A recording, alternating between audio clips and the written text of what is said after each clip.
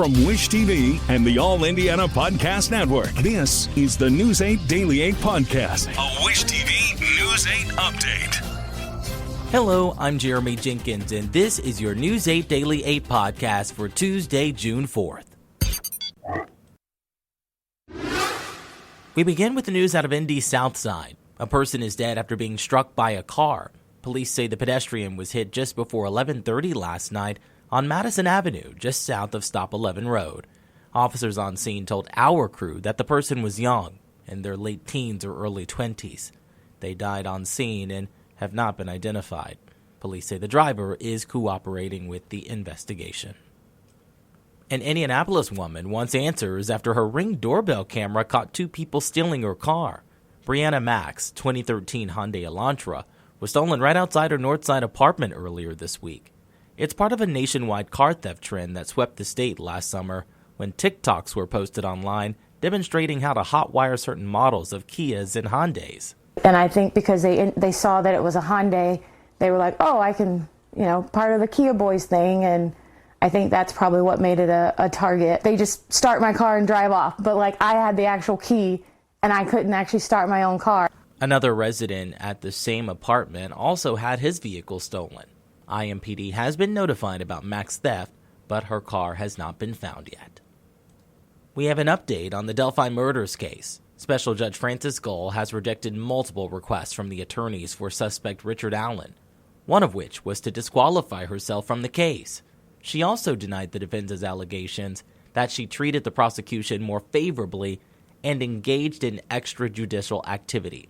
Gull also said that she will not allow cameras in the Carroll County courtroom due to its limited size and layout. Allen is accused of killing Abby Williams and Libby German in 2017. The trial is currently set to start October 14th.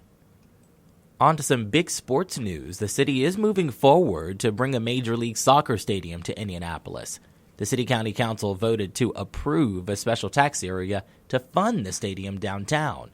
News 8's Danielle Zulkowski reports. The Indianapolis City County Council ultimately voted to pass what's called a professional sports development area that will capture tax dollars to help fund a proposed Major League Soccer stadium. The vote was 16-8 with one abstention. The proposed site is on Pearl Street, where the old heliport is located.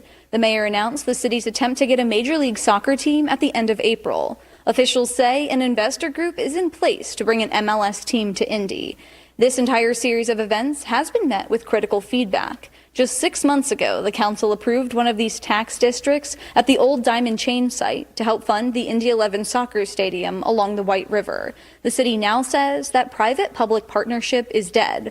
This vote does not stop 11 Park from being built, but just removes any tax dollars from the funding equation. The city has offered to buy that site at fair market value.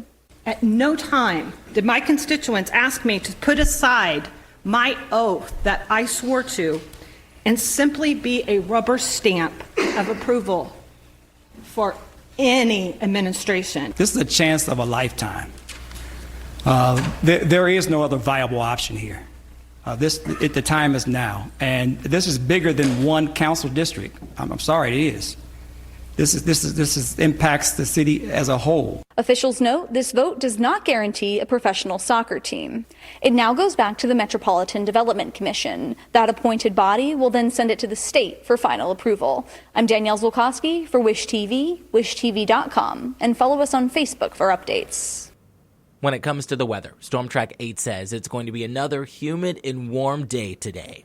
Meteorologist Marcus Bailey has your News 8 Daily 8 forecast. If you're planning on taking the kiddos to the pool, say around lunchtime, early afternoon, no issues. You'll be fine. 65 in Plainfield, 66 in Fishers, 66 currently in Greenfield this morning. And a live look from our backyard, a little hazy right now. We're at 67. Southeast wind at 7 miles per hour. Humidity is up. And obviously you've been feeling that since Sunday when we really kind of got the air real thick, right, with the high humidity. Mid-60s, pretty common across the state. We're closer to 70 or at 70 right now around Evansville this morning. Satellite and radar, thin clouds overhead. So you're still going to get plenty of sunshine beaming through. It'll be filtered, but nowhere really to hide from that sunshine. It's going to help bounce those temperatures back up well into the 80s today. I've got us at 81 already by lunchtime. So maybe you're thinking about pool time late morning. You are fine. You're going to be pretty close to 80 already at that point. And then mid-80s is where we'll finish later on into the afternoon hours. Just like yesterday, we're going to be squarely in that uncomfortable range in terms of the humidity. So we're not going to find any relief from that. So not only were we talking mid-80s, but you combine that, it's probably going to feel closer to the upper 80s for later this afternoon. Storm Track 8 Futurecast as we take you hour by hour. Again, from now through midday, fine. Midday into the afternoon, some isolated showers and thunderstorms, especially as we get closer to the evening drive. You're also seeing more bands of showers kind of breaking apart but hanging around mid to late night into parts of the overnight. Coming up, we're going to talk much more in detail about our rain chances for tonight. Slightly better rain chances as with a cold front moving through for your Wednesday. We'll time all that out in my 8-day forecast coming your way in just a few minutes. To get a peek at the full forecast, just head over to wishtv.com or you can download the Wish TV Storm Track 8 app. And don't forget to check out our Storm Track 8 weather blogs. And we wrap things up on a lighter note. June is Pride Month, and all throughout the month, we're telling you about celebrations happening right here in our community. Indy Pride and the Hoosier Rainbow Alliance hosted a Deaf Pride event downtown last night at Dinker House.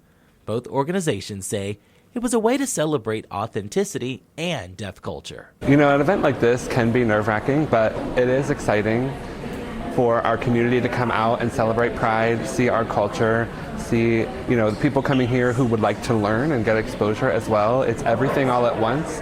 It's the reason that Pride should exist so that we can share our culture with each other. There were interpreters present at last night's event, in addition to performances and education opportunities about deaf culture. This has been your News 8 Daily 8 podcast for Tuesday, June 4th. I'm Jeremy Jenkins for Wish TV, wishtv.com, or follow us on Facebook for updates. This is the News 8 Daily 8 podcast, a Wish TV News 8 update on demand. For even more, on demand and on the go, connect with Wish TV on Facebook at wishtv.com and on the free Wish TV mobile app. Thank you for listening, and be sure to like, subscribe, and follow this podcast for updates every weekday morning on the All Indiana Podcast Network and wherever you get your podcast.